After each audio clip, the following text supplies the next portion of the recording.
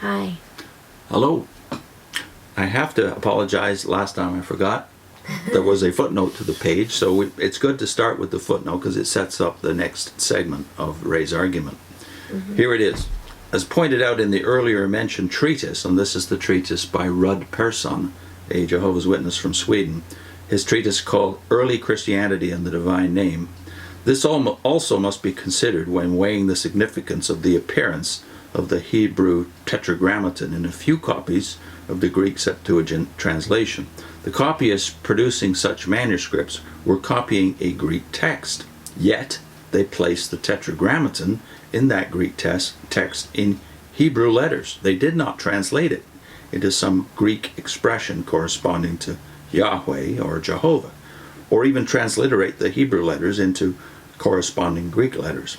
They left it in Hebrew, and only if the reader knew that language could he attempt any pronunciation whatsoever. Otherwise, he would not know how to convert those Hebrew characters over to his own alphabet and language. Even as Jerome states that some in his day, which was around 400 AD, on coming upon the four letters, tried to read them as Greek letters, and thus pronounce them as pi, pi. Thus, when it comes to translations into English or any other modern language, those few Septuagint copies would do no more than give some basis, however fragile, for inserting the Tetragrammaton in Hebrew characters in quotations made by the Christian writers from the Hebrew Scriptures. They provide no basis for inserting some translation of those characters, as in the name Jehovah or Yahweh. Okay. So now we're going to continue with the subtitle, A Far Weightier Source of Evidence. Ray says, whatever weight one may feel should be assigned to the aforementioned textual evidence regarding the Greek Septuagint translation of the Old Testament or Hebrew Scriptures, there is additional textual evidence that clearly is of considerably greater significance. This is because it gives far stronger indication as to the actual practice of the writers of the Christian Scriptures themselves with regard to the use of the Tetragrammaton. And this, after all, is the question of ultimate importance. Did they, the Christian Bible writers, employ the Tetragrammaton, whether in quoting from the Hebrew Scriptures or at any other time?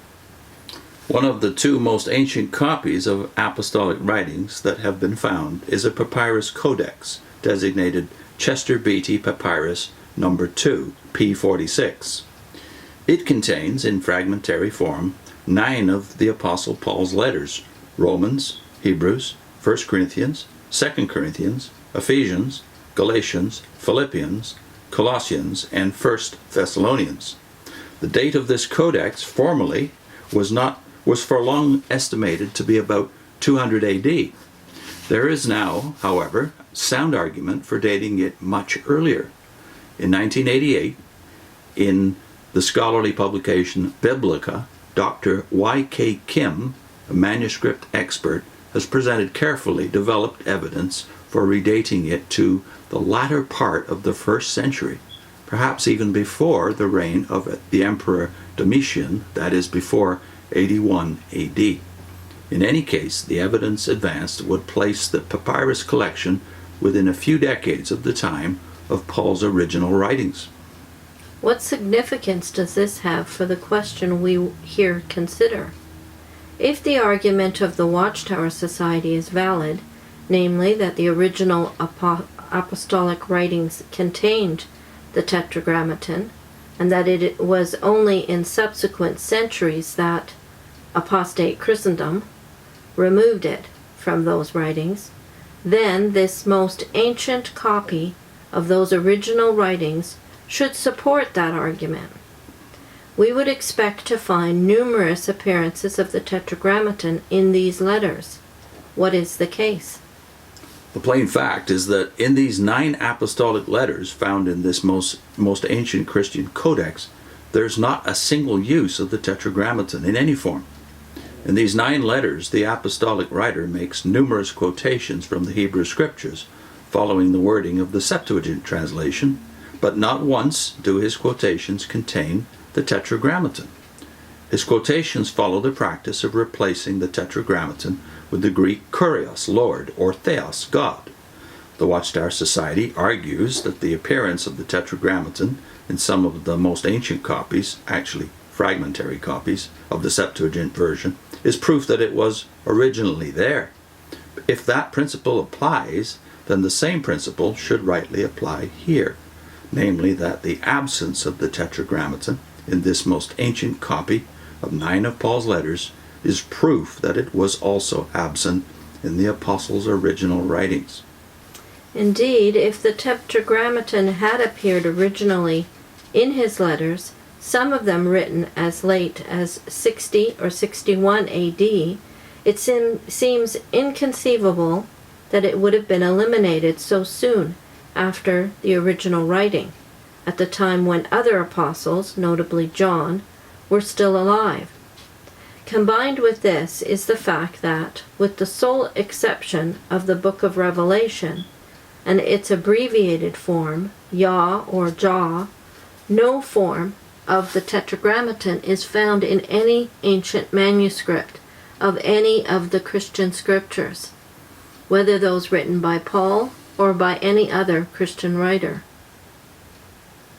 The claim of the Watchtower Society that when quoting from the Hebrew Scriptures, the apostles and other first century Christian writers included the Tetragrammaton in their writings is then based on theory only, a speculative theory that the historical evidence weighs predominantly against. When Rud Persson of Sweden sent Professor Howard a copy of the Biblica material on the redating of the papyrus copies P46 of Paul's letters, Professor Howard replied, quote, "If Dr. Kim's dating is correct, it would show that in a Pauline manuscript of the 1st century, the tetragram was not used as I suggested. This weakens my theory, at least in regard to the Pauline letters. Whether or not 1st century manuscripts of the Gospels and other writings would follow the pattern of P46 would still be a matter of conjecture." And in a postscript, that's the end of the quote from Howard, in a postscript he adds, though, quote, "The Jehovah's Witnesses have made too much out of my articles. I do not support their theories." End of quote.